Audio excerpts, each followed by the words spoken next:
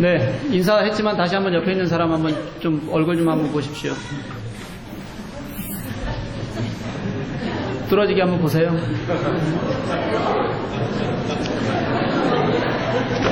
네, 혹시라도 부부끼리 보고 계신 분 있으신가요? 이제 너무 익숙해서 좀 지겹죠? 그렇게 쳐다보는 거, 부부끼리. 그쵸? 좋아요?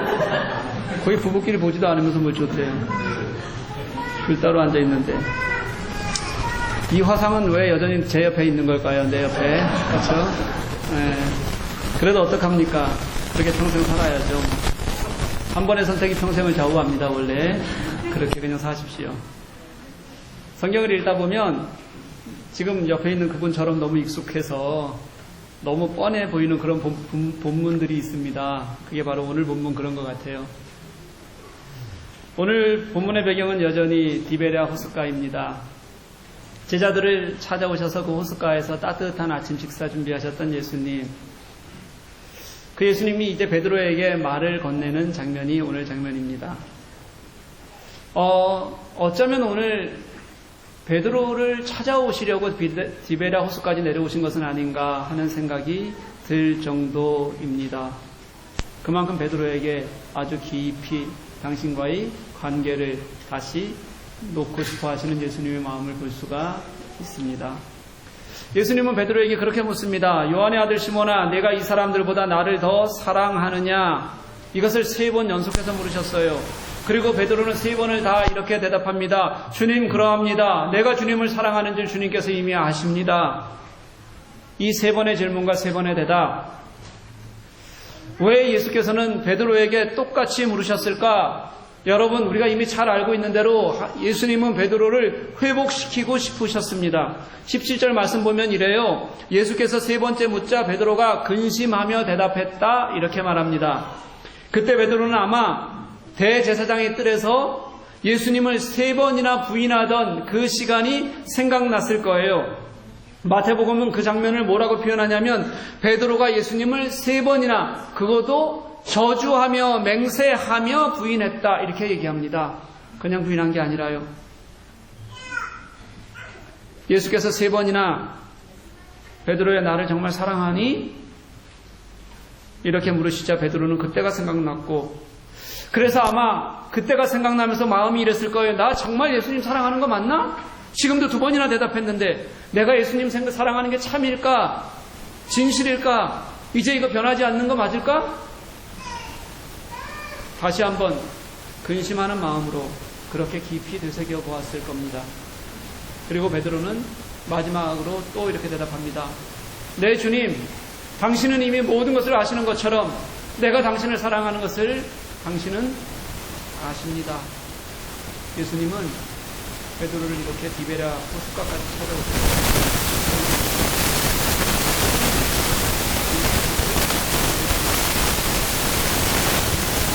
오늘 본문을 놓고 예수님께서 베드로에게 보내신 호숫가에 대한 연관이 있어요. 여기 있는 제자들, 그 사람들을 사랑하는 것보다 나를 더 사랑하느냐 물으셨는지, 아니면 이게 원어가 통하지 않는, 그래서 원어로 해석하면 물건이 될 수도 있어요. 그러니까 베드로, 네가 지금 가진 것, 다시 고기잡이도 시작했고, 이제 배를 빌렸는지 샀는지 몰라도 배도 있었고, 지금 예수님 때문에 넘치는 물고기도 있고, 이제 눈에 보이는 성취가 갑자기 보이기 시작했거든요. 이것들보다 나를 더 사랑할 수 있느냐? 이제 다시 시작했지만 사랑할 수 있느냐고 물으셨던 건지, 아니면 여기 있는 제자들이 있는데 이 6명의 제자들보다 더 나를 사랑하는 거냐? 그 사람들이 나를 사랑하는 것보다 더 사랑하느냐?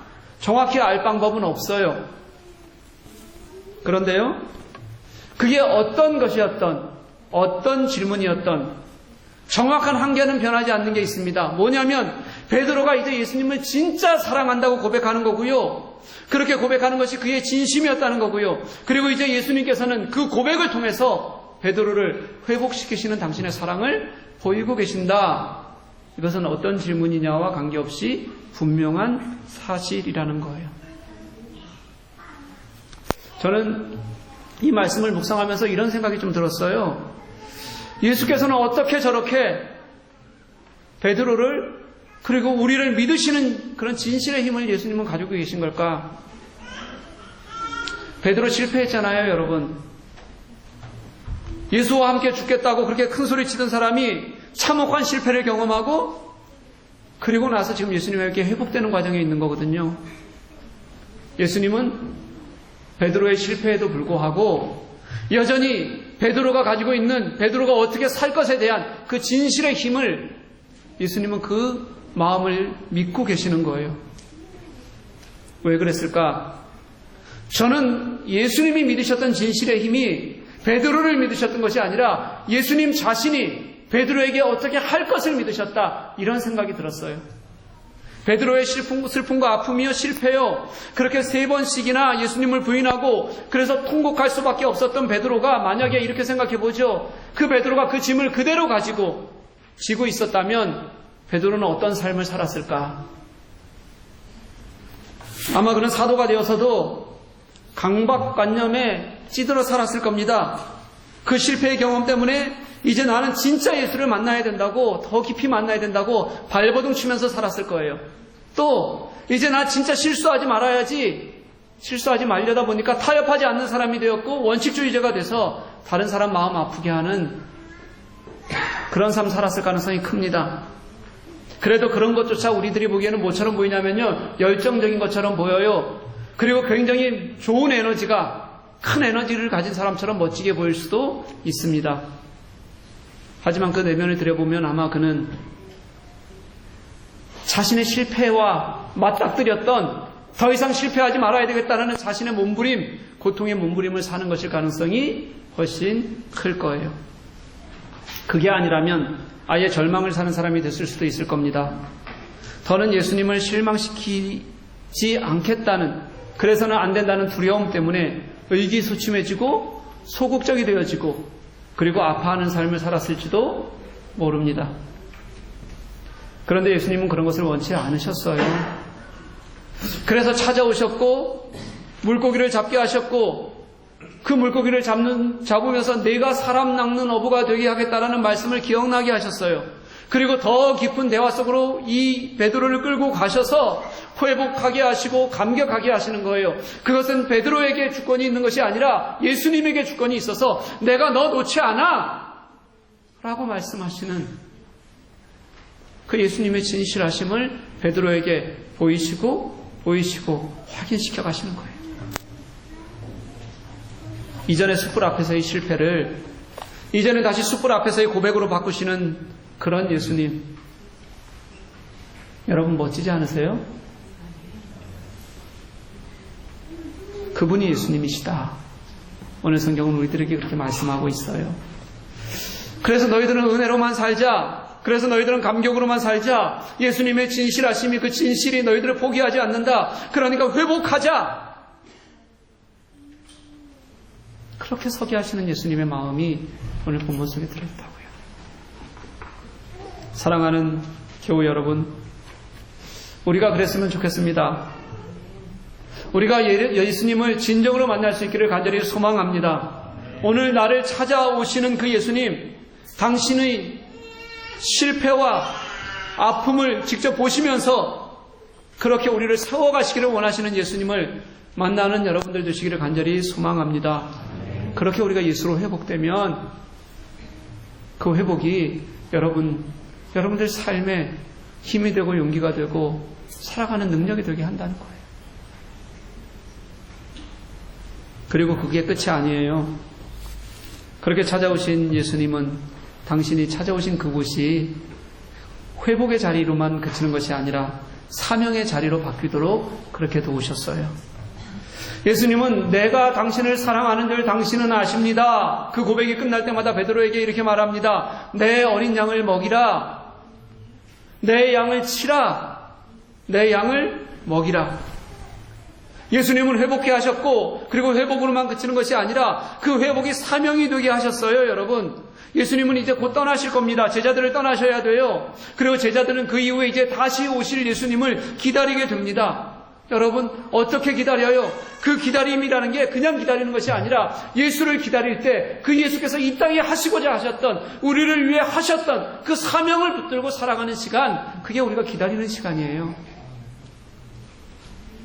우리를 먼저 불러주신, 그리고 그렇게 사랑을 알게 하시고 회복해 하신 이유가 있다고요. 그게 뭔냐면 사명이요. 예수께서 왜 죽으셨는지 그 이유를 우리 삶에서 살게 하시는, 그래서 베드로에게 너는 사람 낚는 어부가 되게 하겠다, 너는 생명을 지키는 목자가 되게 하겠다 부르셔서 그렇게 예수 그리스도의 사명을 붙들고 예수님을 기다리게 하시는 그런 은혜를 그에게 주셨다는 거예요. 여러분, 고기 잡는 장면 다시 한번 생각해 볼까요? 밤새 고기를 잡았는데, 그런데 한 마리도 못 잡은 제자들에게 그물을 오른편에 던지라. 이게 무슨 뜻이라 그랬죠, 여러분? 아무것도 없는 곳에 던지라는 의미처럼 들린다는 거예요. 그걸 그냥 순종을 해라 라고 말하는 것으로만 들으면 안 돼요, 여러분. 그 다음이 있어요. 내가 사람 낚는 어부가 되겠다 말씀하셨다면, 그게 사명이라면 투망을 다시 던진다는 것은요, 불가능해 보이는 곳에 다시 던진다는 것은 무슨 뜻이냐면, 네가 가지고 있는 사명 포기되지 말아야 한다고 말씀하시는 것과 동일한 얘기예요. 여러분, 이미 해가 떠가는 시점이에요. 고기 잘 안 잡혀요. 그것도 포위 그물도 없어요. 그냥 반대쪽에 아무것도 없는데 배가 휘젓고 지나온 곳에 그물을 던지라는 일은 진짜 어리석은 일이에요. 어리석다고요, 여러분. 그런데 사랑하는 교우 여러분, 우리는 생명을 위해서라면 그게 아무리 어리석어도 포기하지 않고 해야 하는 사람들임을 고백하는 우리가 되기를 간절히 소망합니다. 우리가요, 멋지고 잘 나가는 일, 확실한 결과가 예비되어져 있고, 그리고 내가 드러나는 일, 그런 일 하는 사람들 아닙니다, 우리는요. 기독교는 아이러니 투성이에요. 그 크신 하나님이 이 땅에 그렇게 낮아지셔서 육신을 입고 오신 그 모습도 아이러니고요. 그리고 창조주 하나님이 이 땅에서 우리 죄를 위해서, 피조물을 위해서 고통 중에 죽으셨다? 이것도 아이러니고요. 우리에게 자꾸 그렇게 가르치는 거예요. 너희들 좀 네 자신을 좀 버려라. 나를 버려야 그 안에 하나님께서 채우신다는 것도 이 땅의 질서와는 맞지 않는 그런 역설이에요, 여러분. 이게 우리 예수 믿는 사람들이, 예수님이 우리들에게 가르쳐 주신 것이거든요. 그러니 사랑하는 교회 여러분, 세상에서 잘 되는 것이 축복이고 멋지게 사는 것을 그리스도인의 길이라고 말하지 말았으면 좋겠어요. 예수께서 그러셨듯이 내가 정말 예수님 때문에 고난을 당하는, 예수님 때문에 아파하는, 예수님 때문에 생명을 품는 그 역설의 현장에서 내가 그때 거기서 예수님을 만나야지만 진짜 십자가가 제대로 보일 수 있다는 걸 여러분 믿으셨으면 좋겠어요. 포기할 줄도 알고요. 정말 내어줄 줄도 알고요. 그래서 내 마음이 때로는 녹아내리는 중에 예수님을 만나시기를 간절히 소망합니다. 예수님은 내게 기술 좋은 거요, 새로운 에너지 요구하시는 분 아니에요. 예수님이 내게 요구하시는 것은 사명입니다. 약한 데서 순종하는 거예요. 나를 포기하고 생명을 포기하지 않겠다고 그렇게 예수님을 붙드는 마음이에요. 예수님은 그거 보시고 우리들을 사용하시기를 원하세요. 그래, 어려워도 포기하지 말고 나와 같이 가자. 나와 같이 가는 길에서 너는 나와의 참된 교제를 만날 거다. 그렇게 말씀하시는 거예요. 여러분, 목회를 하다 보면 저도 어려운 일이 참 많습니다. 교회가 성장해 나가면 성장하는 만큼의 무게가 있는 것 같습니다. 그리고 그만큼 힘들어야 하는 것도 정상입니다. 왜냐하면 하나님께서 내게 양떼를 맡기셨는데 내가 정말 하나님의 양떼를 맡긴 목자라고 내가 그렇게 고백한다면 양떼가 많아서 좋은 것이 아니라 그 양떼를 어떻게 먹일까, 어떻게 칠까, 그 마음에 당연히 기도하고 힘들고 고민하는 마음이 생겨야 하는 것 같습니다. 너무 당연한 것 같아요. 어떨 때는 밤새 교회 꿈을 꿀 때가 있습니다. 교회 꿈을 꾸다가 여러분들이 꿈에 나타나면 깜짝깜짝 놀라요, 제가. 웬만해서는 제 꿈에 좀 안 나타나셨으면 좋겠어요. 진짜요. 왜냐하면 웬만해서 여러분들이 좋은 일로 저에게 연락 안 하거든요. 뭐 저와 좀 좋고 즐거운 시간도 나눠야 되는데 그런 거 있으면 꼭 자기들끼리만 나눠요. 좋은 옆에 있는 친구들끼리만. 그리고 어렵고 힘든 일, 뭐 교회가 싫다, 교회를 떠나고 싶다, 사역 못하겠다, 뭐 누가 너무 미워요, 뭐 저는 큰일 났어요, 뭐 이런 말로만 저를 찾으니까 제가 그래도 깨어있을 때는 스스로 이렇게 좀 기도도 하고 하는데 꿈속에서는 컨트롤도 스스로 못하잖아요. 제가 얼마나 깜짝깜짝 놀라는지 몰라요. 무서워요 진짜 아주. 제가 어머니 속을 굉장히 많이 썩혔습니다.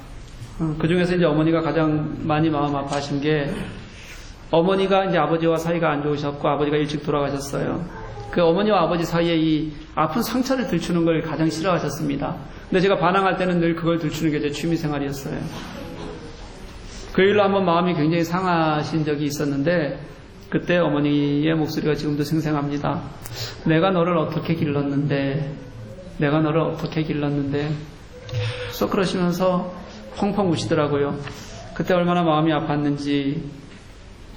지금 제가 생명을 맡아서 하나님께서 나에게 시간을 주셨다라는 걸 생각할 때면 그 어머니의 목소리가 떠올릴 때가 굉장히 많습니다.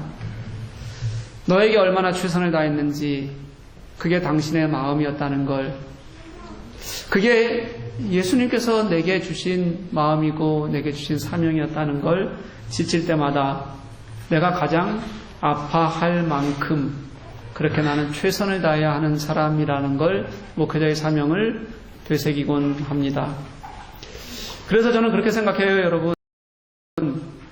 그런 걸 내가 할 수 있는가? 못한다고 생각해요. 그래서 이것은 정말 내가 하는 것이 아니라 진짜 무너질 것 같은 현장에서 나를 만나주시는 예수님이 있으시고, 그 예수님께서 나를 사용해 주시고, 그래서 그 예수님이 그 사명을 살게 하시는 힘이 있어서 내가 그래서 그 길을 가고 있다, 그렇게 진짜 고백할 수밖에 없어요. 나의 약함이 있고 수치가 있어요. 어떨 땐 정말 뜨거운 창피가 순간순간 제가 들 때가 있어요. 그럴 때마다 예수로 싸매어지고 내 상처가 주님 안에서 드러나고, 드러났기 때문에 또 예수님으로부터 치유받고, 저는 그런 치유를 경험한 사람들, 그들이 서 있는 자리가 예수 그리스도의 사명의 자리가 될 것이라고 분명히 믿습니다. 여러분, 우리에게는 그런 복음을 위한 사명을 맡겨주신 예수님의 마음이 있다고요. 오늘 대강절 둘째 주일입니다. 어떻게 기다릴까요? 제가 작은 클립 동영상 하나를 또 봤는데 화가였던 이중섭 선생에 대한 이야기였습니다. 아마도 시대를 잘못 만나서 가장 불운한 시대를 살고 죽고 나서 그의 가치가 인정됐던 그런 작가 중에 한 사람이 아닌가 생각이 듭니다. 그가 전쟁통에 서귀포, 제주도 서귀포로 피난을 와서 온 가족이 단칸방에서 1년여를 살다가 생활이 너무 어려워서, 아내가 일본 사람이었어요. 그래서 아내와 두 아들은 친정이 있는 일본으로 보내고 다시 만날 때를 기대하면서 그 만날 날을 소망하면서 살다가 쓸쓸하게 혼자 생을 마감했다고 합니다. 그때 돈이 없어도 담배각 안쪽에 은박지 있는 거 혹시 알아요? 여러분, 담배각 안쪽에 은박지 있는 거? 어떻게 알아요? 우리 여집사님들은 어떻게 알고 고개를 끄덕여요? 그걸 잘 뽑으면 한쪽은 은박지고 한쪽은 그냥 쓸 수 있는 종이라는 건 아세요, 그러면? 신기하네. 네, 거기에다가 그림을 그렸대요. 또 낙장 종이 있잖아요, 찢어진 종이. 여기 밑에 가면 찢어진 종이 낙장 종이에다 그림을 그리고 그랬다는데요. 그렇게 마지막에 아무것도 종이도 없고 그런데다 그림을 그리는데, 그가 그 그림을 그릴 때 대부분 그림들이 뭐냐면 대부분 가족과 함께 누워있거나 안아주거나 아이들과 함께 어울려서 몸을 비비며 놀아주는 그런 그림들이었다는 거예요. 그 마지막에 그린 그림들이. 왜요? 그는 쓸쓸히 혼자 살아가면서 그 서귀포 단칸방의 시간을 아마 그리워했었나 보다, 이렇게 얘기하더라고요. 그 방이 그리운 게 아니라 그 좁은 방에서 살이 부대끼고 몸이 부대꼈던 것처럼 그렇게 다시 만날 날을 기다리는 거, 그런 마음이었을 겁니다. 그렇게 기다리는 마음, 기대하는 마음을 그는 그림으로 그리다가 죽었어요. 우리 예수님을 기다리는 마음도 그래야 되지 않을까라는 생각이 들었습니다. 네 안에 도대체 뭐가 있니? 네 안에 뭐가 있니? 그렇게 물으시면 진심으로 내 속에 예수님을 소망하는 마음이 먼저 떠오르고, 그래서 그런 그림이 먼저 그려지는 그런 기다림, 그런 기다림을 가지고 우리는 사명을 살아가는 겁니다, 여러분. 이중섭이 그림을 그리듯이 우리는 예수님을 기다리며 사명을 살아요. 예수님이 사랑하셨던 그 생명, 그 생명을 맡은 자로서의 사명, 그걸 우리 교회에 주셨습니다. 내 양을 먹이라, 내 양을 치라, 내 양을 먹이라 3번씩이나 그렇게 양떼를 돌보라고 위임하신 후에 그게 어떤 일인지를 18절, 19절에서 정확하게 말씀하셨어요. 우리가 같이 한번 읽어봤으면 좋겠어요. 같이 한번 읽습니다. 시작. 내가 진실로 진실로 내게 이르노니 내가 젊어서는 스스로 띠뛰고 원하는 곳으로 다녔거니와 늙어서는 내 팔을 벌리리니 남이 내게 띠띠우고 원하지 않는 곳으로 데려가리라. 이 말씀을 하심은 베드로가 어떤 죽음으로 하나님께 영광을 돌릴 것을 가리키심이로라. 아멘. 젊어서는 내가 자유한 것이 너의 특징이었지만 이제 너의 삶은 결박당하는 삶이 될 거다. 그리고 죽게 될 거다. 그리고 그게 뭐가 돼요? 하나님의 영광이 될 거다. 이게 내 양을 먹이라, 내 양을 치라, 내 양을 먹이라 말씀하셨던 예수님의 말씀의 핵심이었다는 거예요. 예수님께서 그러셨듯이 예수님은 자신의 죽음으로 하나님의 영광을 이루셨듯이 우리도 내가 내 사명 가지고 내 것을 포기하고 내 것이 죽어지는 것에서 하나님의 영광을 얻는 그 역사를 예수님은 우리들에게 가르쳐주고 계신다고요. 예수께서 너를 위해 그랬어. 그게 예수님의 영광이었어.